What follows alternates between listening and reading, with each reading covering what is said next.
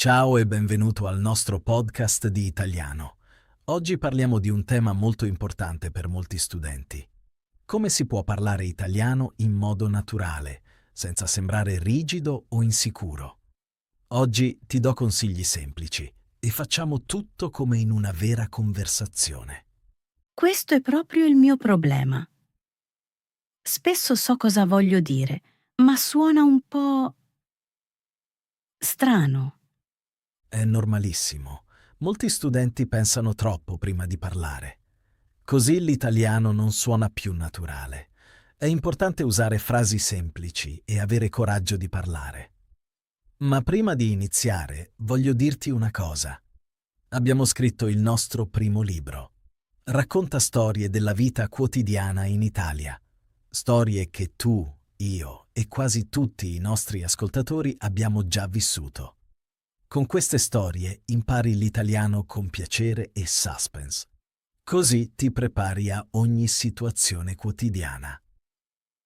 Con un acquisto sostieni tantissimo questo podcast. Grazie mille. Ora continuiamo. Wow, che bello! Devo assolutamente vedere il libro. Dove lo trovo?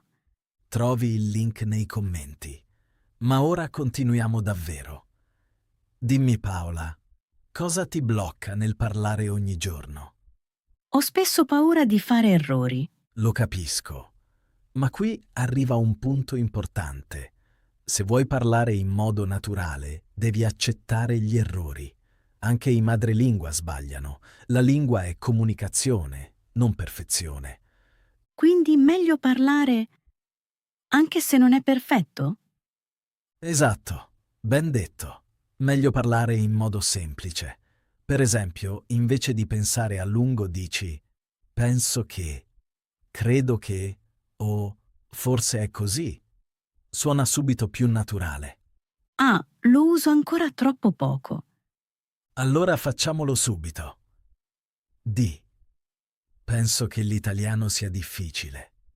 Penso che l'italiano sia difficile. Perfetto. Ora di. Credo di non parlare ancora in modo fluente. Credo di non parlare ancora in modo fluente. Benissimo. Così inizia un parlato naturale.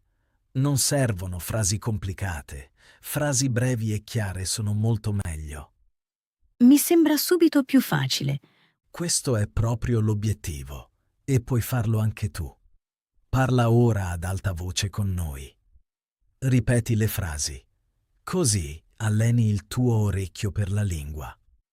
Ok, lo sento già. È diverso dallo studio sui libri. Sì, esatto.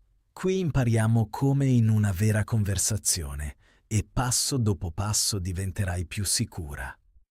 Sono curiosa dei consigli. Molto bene. Allora iniziamo con il primo capitolo. Là facciamo tutto molto semplice.